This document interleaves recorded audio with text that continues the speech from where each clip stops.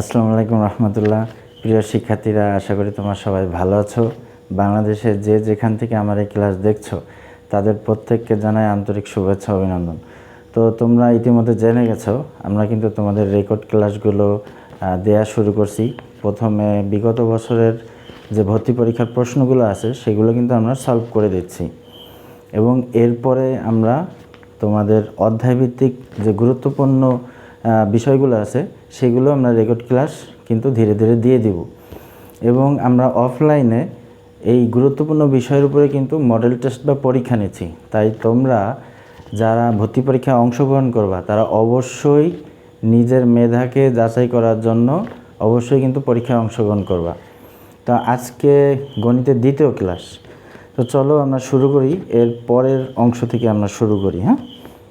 তো দেখো 9 নম্বর প্রশ্ন। তো 9 নম্বর প্রশ্নটা আছে 30 মিটার উঁচু একটি গাছ ভূমি হতে কিছু উপরে ভেঙে ভূমির সাথে 30 ডিগ্রি কোণে মিলিত হলো। গাছটি কত উঁচুতে ভেঙেছিল? তো প্রশ্ন তোমরা দেখতে পাবা ভিডিওতে। তো 30 মিটার একটা গাছ, তো আমি যদি ধরো এটা একটা গাছ ধরি, গাছটা হচ্ছে 30 মিটার উঁচু একটা গাছ। সে কি করছে, গাছটা একটা জায়গা থেকে ভেঙে গেছে। তো ধরো আমি ধরে নিলাম যে এখান থেকে ভেঙে গেছে। তো ভেঙে সে ভূমির সাথে 30 ডিগ্রি কোণ করছে। তো এখন প্রশ্ন, গাছটা কত উঁচুতে ভাঙছিল? তা আমি ধরে নিলাম গাছটা এখানে এইচ উচ্চতায় ভেঙেছিল।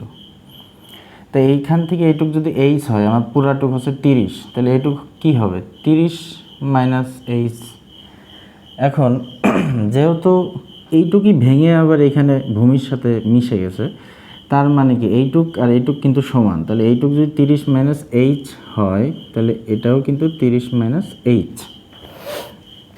তা এখন দেখো এখানে বলছে কত উঁচুতে ভাঙছিল, তার মানে আমার এই ত্রিভুজটা যদি আমি কল্পনা করি, তার মানে এখানে লম্ব এবং অতিভুজ এই দুইটা কিন্তু সম্পর্কিত কথা হচ্ছে। তাহলে এখান থেকে আমি কি লিখতে পারি, যে সাইন 30 সমান হচ্ছে লম্ব বাই অতিভুজ, তাই না? তাহলে লম্বের মান হচ্ছে এইচ এবং অতিভুজের মান হচ্ছে 30 মাইনাস এইচ।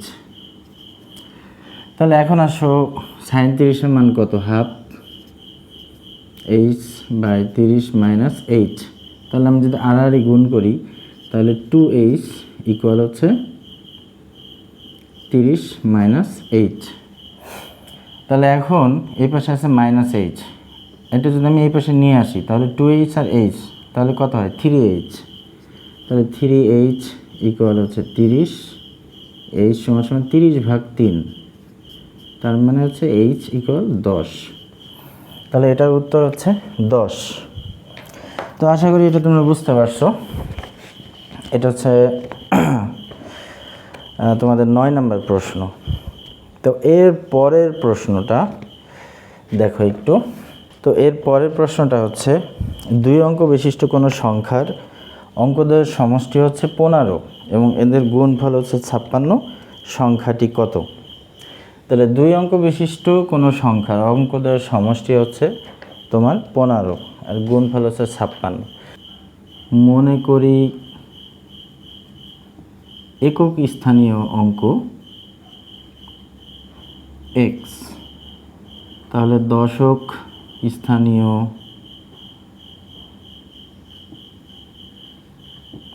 অঙ্ক y।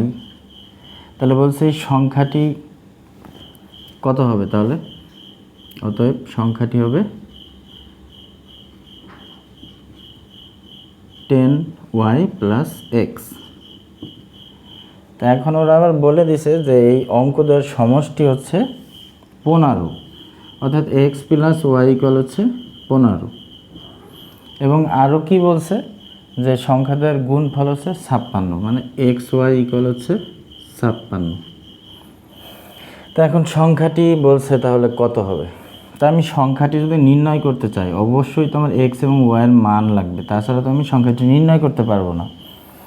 তাহলে এই ক্ষেত্রে আমি কি করব? দেখো x প্লাস ওয়াই ইকুয়াল কিন্তু 15 দেওয়া আছে। আমি যদি x মাইনাস ওয়াই এর মান বের করি, তাহলে দুইটা যোগ বিয়োগ করলে x এবং y এর মান বের হয়ে যাবে।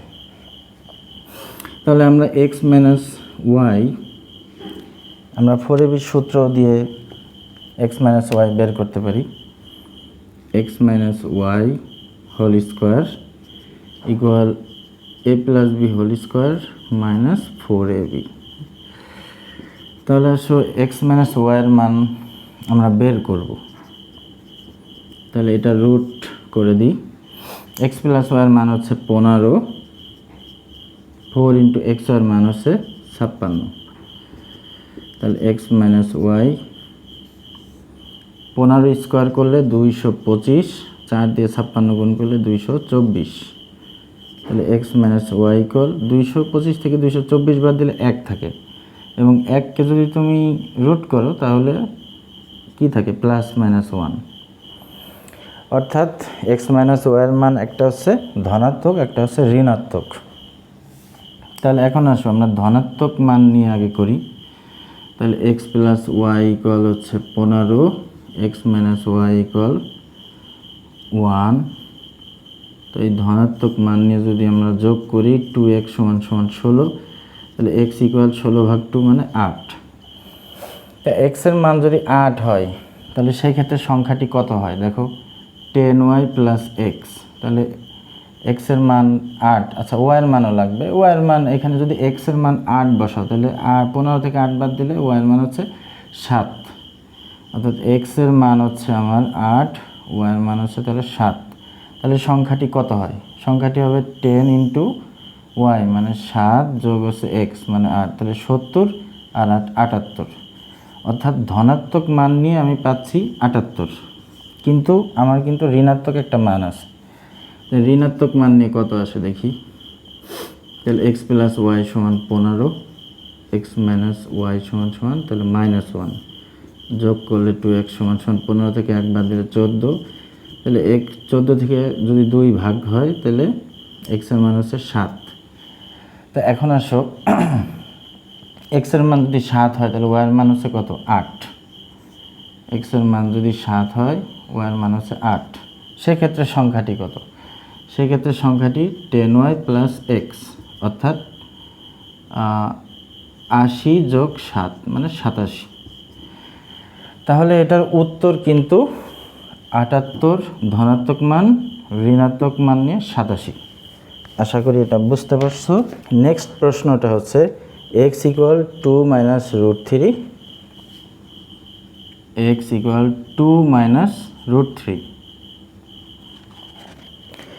হলে x প্লাস 1/x এর মান কত।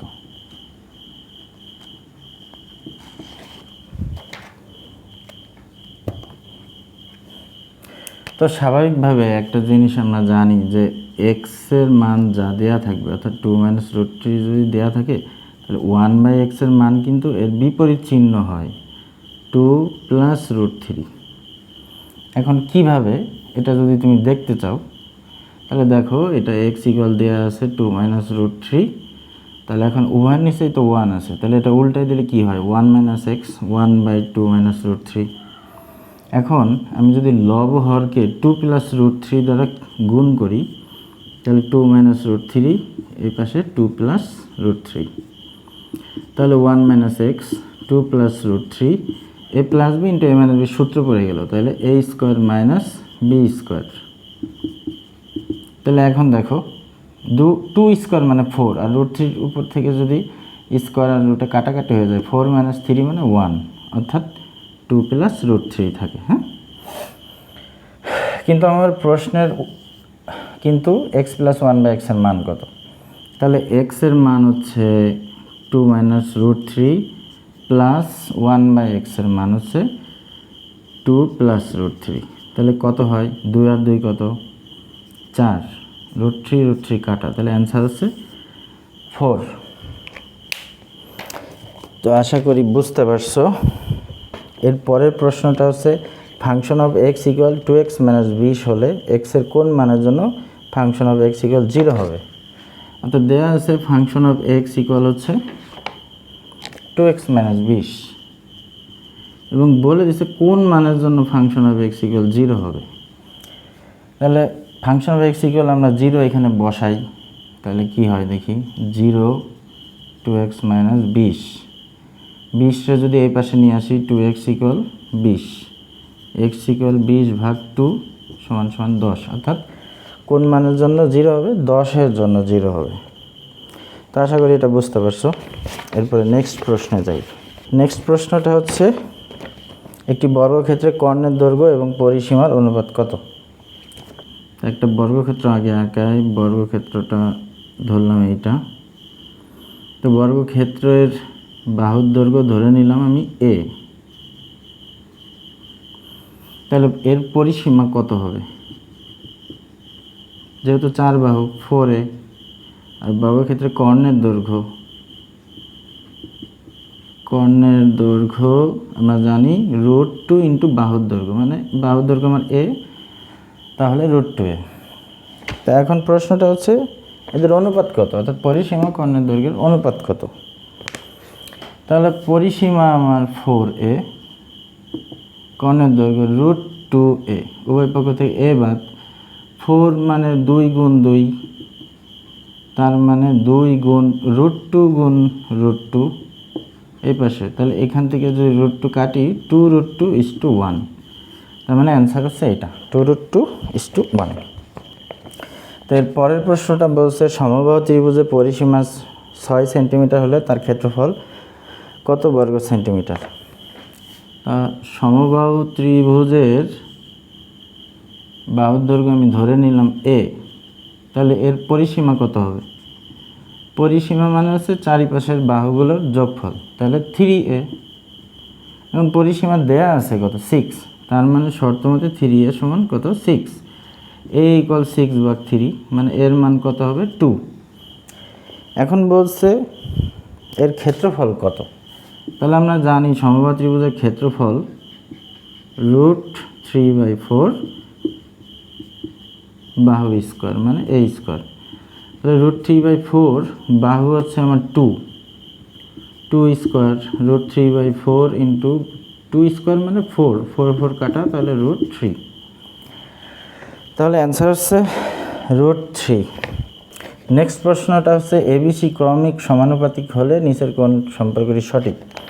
প্রথমত আমরা জানি যে এবিসি ক্রমিক সমানুপাতিক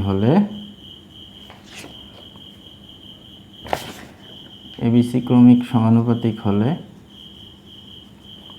আমাদের সূত্র হচ্ছে কি, a:b ইকুয়াল b:c, তাহলে a/b সমান b/c, মানে b স্কোয়ার সমান ac। যদি এবিসি ক্রমিক সমানুপাতিক হয় তাহলে b স্কোয়ার সমান ac, এটা হবে উত্তর। আচ্ছা, তাহলে আশা করি বুঝতে পারছো। নেক্সট প্রশ্নে বলছে a ইকুয়াল rgb,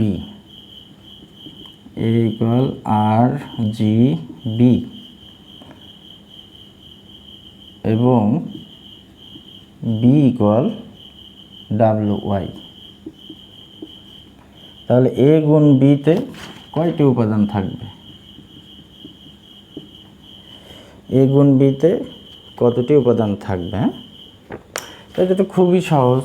তাহলে দেখো আমরা গুণ করি, r এর সাথে প্রথমে w, তারপরে r এর সাথে y, তারপরে g এর সাথে w, এরপরে g এর সাথে y, এবং b এর সাথে w, এবং b এর সাথে y। তাহলে এখানে কয়টা হয়েছে, সেট 1 2 3 4 5 6, তাহলে উত্তর হচ্ছে 6টা।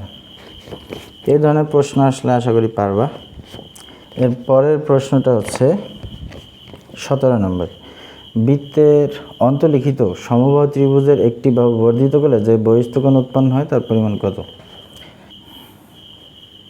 সমবাহু ত্রিভুজের ক্ষেত্রে আমরা জানি প্রত্যেকটা কোণের মান কত, 60।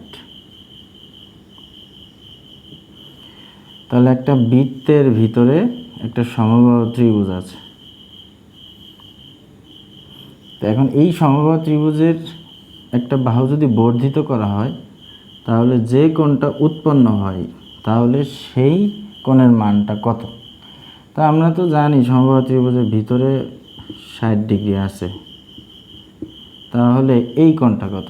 তাহলে দেখো আমরা জানি যে এটা হচ্ছে এক সরল কোণ মানে 180 ডিগ্রি। তা 180 ডিগ্রির ভিতরে যদি 60 ডিগ্রি এখানে হয় তাহলে এখানে বাকি কত থাকে? 120। তাহলে এটার উত্তর হচ্ছে 120। শেষ প্রশ্ন আজকের। তো প্রশ্নটা হচ্ছে x + y = 3,